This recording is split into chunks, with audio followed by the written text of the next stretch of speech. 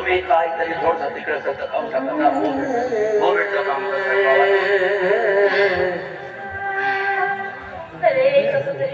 बस ना मामा बस बस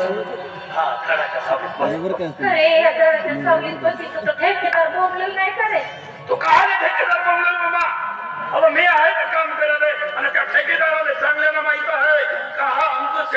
तीन चार माणसाचा काम एकटाच का असते म्हणून तू काही चिंता करू नको बस बस मी आहो ना काही काळजी करत बस मी काम होतो मलाही भूक लागली आहे व तुलाही भूक लागली असेल तर ना आपण आता शिदोरीचा डबा आहे तर जेवण करून टाकू तुला भूक लागली असेल माय भूक नाही आता मी चांगलं जीव नाही बाबा तू जर नाही जेवलीस तर माझ्या तरी पोटामध्ये अन्नाचा घास जाईल का अरे पण माझ्या तब्येतीला चांगलं जीव नाही लागत बेटा तू खाऊन घे मी बसते नाही अवं समजा तू जर जेवलीस नाही तर तुझ्या अन्नात ताकद तरी राहील का तुझ्या अन्नात पोटात मध्ये अन्नाचा कल नाही गेला तर उद्या काम कसे करशील मा तू माझा ऐक मा अरे तू जर जेवली नाहीस मा तर अन्नाचा एक घास तरी माझ्या तरी पोटात जाईल का एवढी काळजी करतोस रे माझी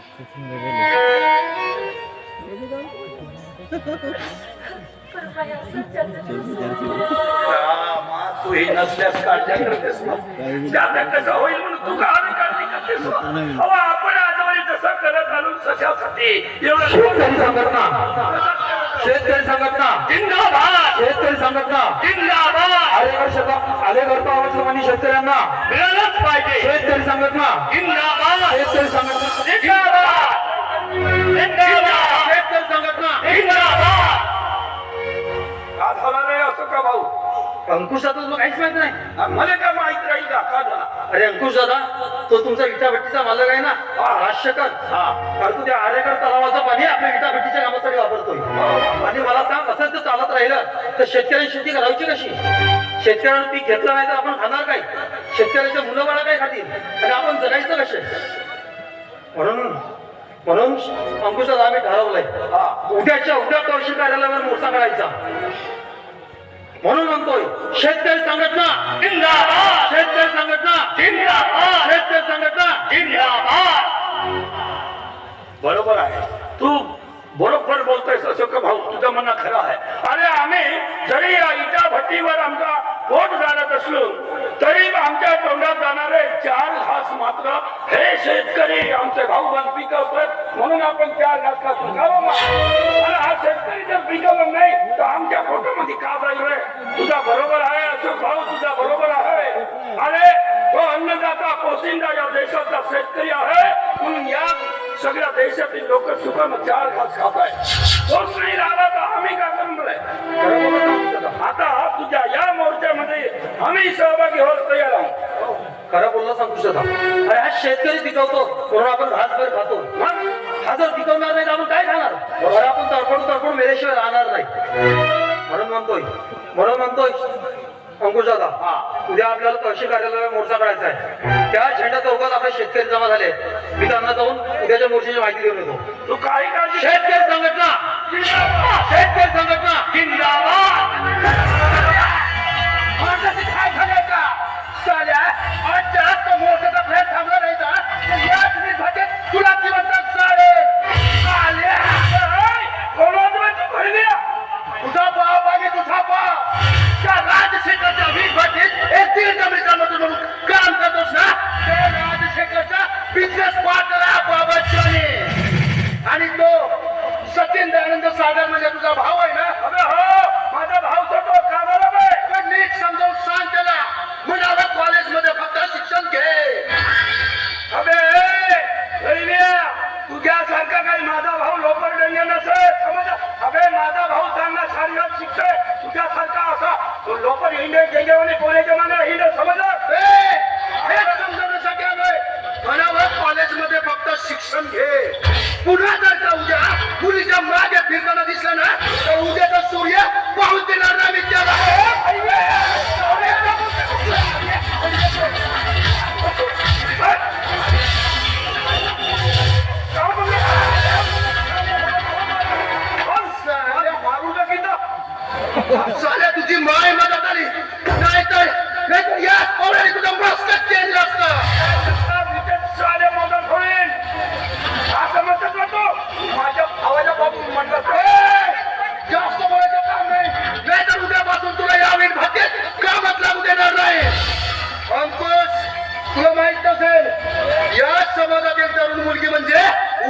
श्रीमंत झुडूक,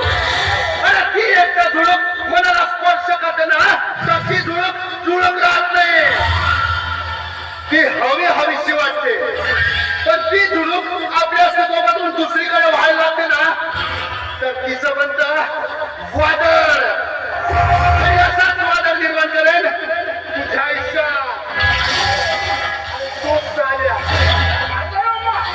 पैशाची गरज असली तेव्हा राजशेखर, आणि पैशाची गरज संपली तेव्हा राजशेखरच्या विरोधात साध्या.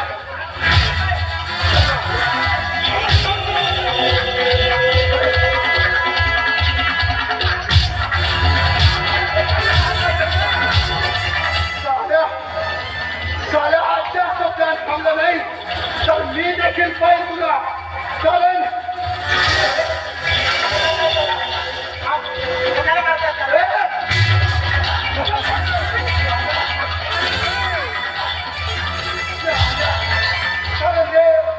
शेळीच्या रक्ताची चटक लावलेला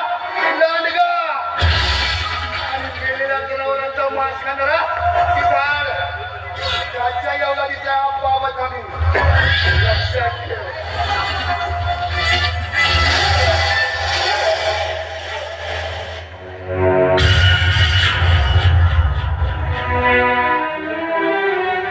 अंकुशदादा, हा माणूस एक दिवस मला जीव घेतल्याशिवाय राहणार नाही. नाही, माझ्या मोठ्या सहभागी व्हायचं नाही. माझ्या घरी माझ्या म्हातारे आई वडील आहेत. समजा माझं काही बरं वाईट झालं तर ते कोणाकडे आशीच्या नजरेने बघतील. नाही, मला या मोठ्या सहभागी व्हायचं. अशोका, अरे का बोलते असेल तू जर असं बोलायला लागलास तर उद्या आमच्या या शेतकरी माय बाबांना कोणाच्या तोंडाकडे पाहचालय. अरे तू जर शेतकऱ्या सवरला माणूस जर असा बोलशील तर उद्या आमच्यासारखे आमका पाहतील माणसं का करावा चालेल. अरे कोणाच्या तोंडाकडे पाहतील शेतकरी. तू जर असं बोलायला लागला असतं आता उद्या काढणारा मोर्चा कोणत्याही हातीत निघाले पाहते असं भाऊ नाही तर मोठा अनर्थ होईल रे माझ्या भावा. खरं बोललास अंकुशदादा. अरे आमच्यासारख्या माणसाने जर शेतकऱ्याकडे पाठ फिरवली तर त्याने कुणाकडे पाहायचं, कसं जगायचं. अंकुशदादा, ठरलंय आता. माझ्या आई वडिलांचं काही झालं तरी चालेल, पण उद्या तहसील कार्यालयावर मोर्चा निघणार म्हणजे निघणार. शेतकऱ्यांना नाही मिळाला म्हणजे मिळणार. भाऊ चल दादा, त्या झेंडासोबत शेतकरी माझी वाट बघत असतील. त्यांना उद्याच्या मोर्चाची बातमी दिली पाहिजे. चल, केला पाहिजे मला.